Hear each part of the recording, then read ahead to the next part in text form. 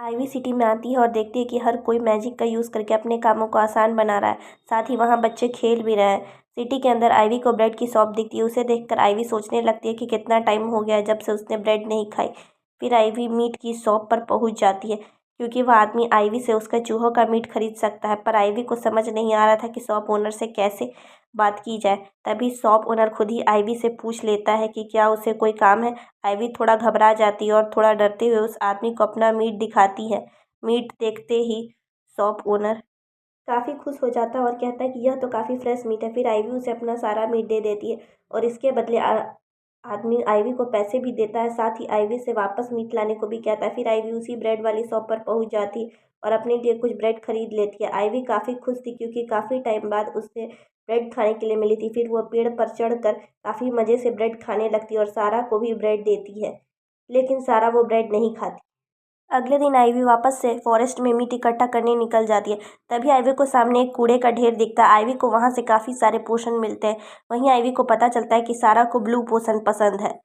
फिर आईवी वापस से मीट शॉप पर आती है और शॉप ओनर को भी मीट देती है। फिर वापस से ब्रेड खरीदकर उन्हें खाने के लिए निकल जाती है।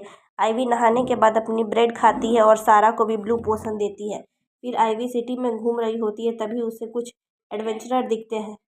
उन्हें देखकर आईवी काफ़ी डर जाती है। तभी वह एडवेंचरर आईवी के पास आने लगते हैं और उससे उसके बैग में देखने को कहते हैं। और आईवी वहाँ से भाग जाती है और सभी हंसने लगते हैं क्योंकि उन्हें लगता है कि आईवी उनसे डर कर भाग गई है।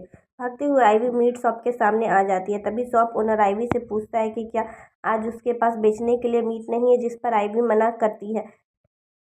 फिर शॉप ओनर आईवी को बताता है कि कुछ एडवेंचरर सिटी में आया है और उन्होंने उसका सारा मीट खरीद लिया, इसलिए अगर आईवी मीट लाती है तो उसे अच्छा प्राइस भी दे सकते हैं। तभी आईवी देखती है कि मीट शॉप पर भी उसका वारंट चिपका हुआ है।